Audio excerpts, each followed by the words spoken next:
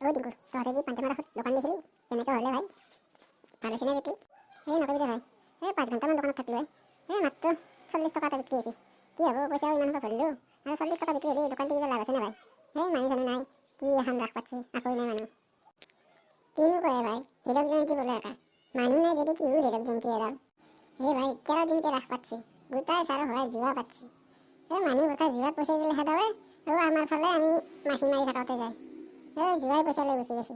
পুলিচে কাষেদি যাই থাকে জুৱা পুলিচেও নধৰে। এনেই সঠিক পাৰি ফেলে মাটিত বহি ফেলে জুৱা পাতে পুলিচে 2 কোবমান মাৰি ফেলে সিহঁতক থানাত ভৰাই ফেলা হয়। এতিয়া এটা ৰুম বনাই ফেলে জুৱা পাতিছে সিহঁতক কোনো ধৰা উপায় নাই। কি কবি ভাই আজিৰ যুগৰ কথা। জুৱাই পইচা এতিয়া লৈ গৈছে চব পইচা চব মানুহৰ জুৱাই চেচ কৰি ফেলছে। গোটাই একেবাৰে পাঞ্জামা ৰাসত জুৱাই জুৱা। কিন্তু এতিয়া কি হৈছে আৰু আমাৰ ফালে দোকানীকেইটাই মাখি মাৰি আছোঁ। ভাই সিহঁতে ক'লি লীলা আৰু আমি ক'লি ধৰি বান্ধি কিলা।